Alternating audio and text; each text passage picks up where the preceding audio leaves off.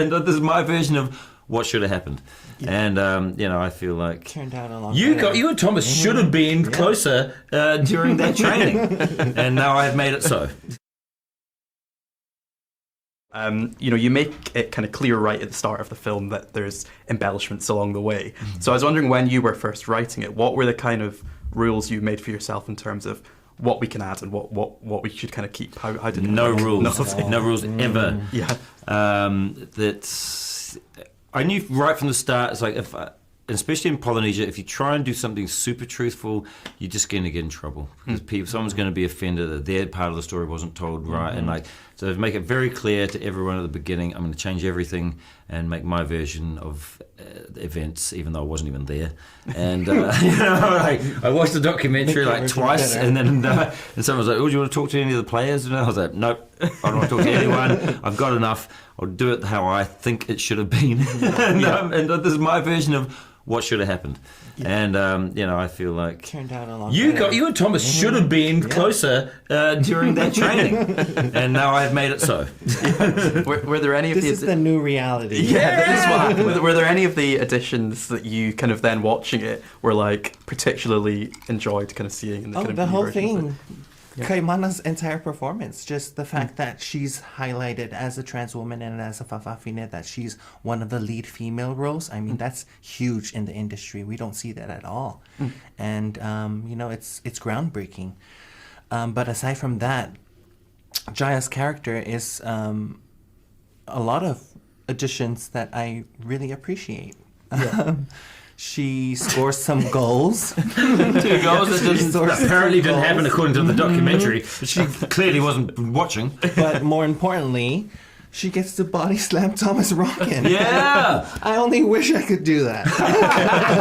Have you kind of spoken about the film quite a lot with the other members of the team kind of since watching it as well? Have you kind of all enjoyed it together? Some of them are upset that I get to do this tour and they don't. And I just tell them straight up, well, you should have signed the form. You should have signed to release your life rights to Taika. So it's smack in the face of them. But I do appreciate that they're supportive of this whole experience and that I could be the spokesperson for the team. Yeah, and in terms of, you said no rules in terms of what's kind of fact or fiction, but was it quite... Well, there were certain things we really wanted to, obviously, to make sure we didn't... we didn't gloss over, or that we didn't sort of make light of, or certain things around Jaiyah's character, and there's certain things that are I think very important that people understand, which is this idea of acceptance that we have in the islands, and especially around the fa'afafine culture, and then I think the obviously the details around the game, they got a goal and then they won and those things, and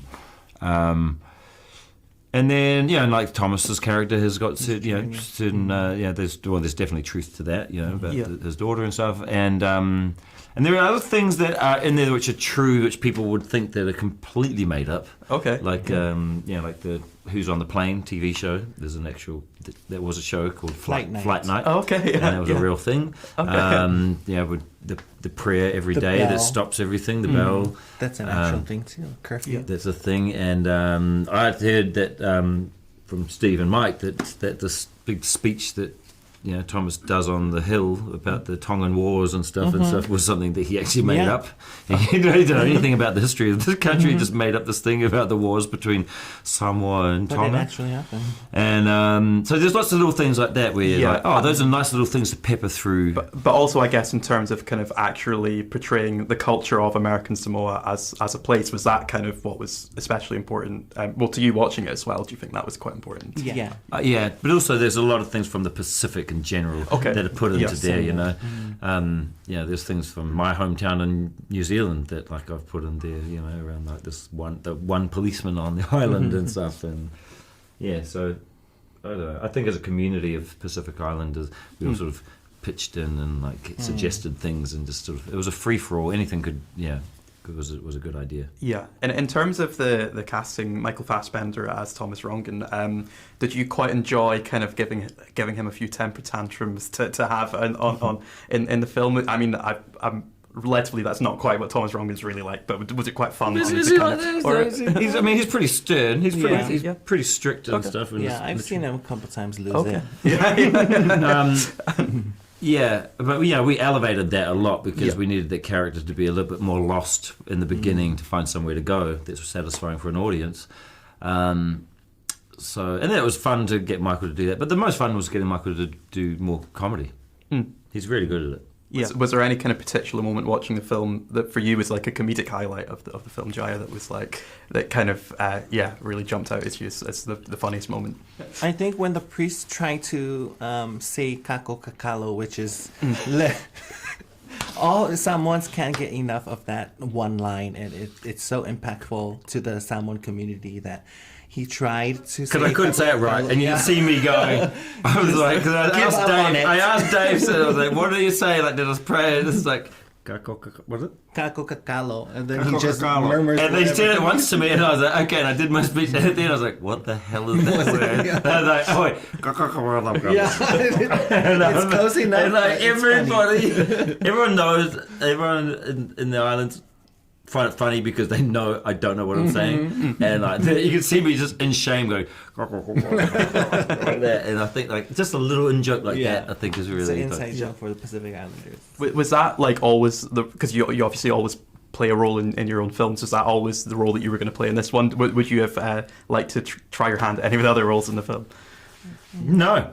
I knew there was nothing else in the film that I really was interested in playing, and that was sort of like the only one where I thought it's a ridiculous. It's more like I chose a role that I knew could be cut easily, and no, I wouldn't offend anyone because it would be me.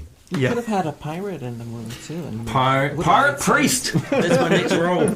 Yeah, what were the kind of the things that you think you hope audiences will take away from the American Samoan football team in general and this film more specifically? That piece of my culture that is the Fa'afafine and Fa'atama identity, that we as a community have a binary system that is inclusive of our identities, and it's not black and white, that is male and female, and there's a myriad of identities that could fit in anywhere, and it troubles no one to embrace people that are like that, like us.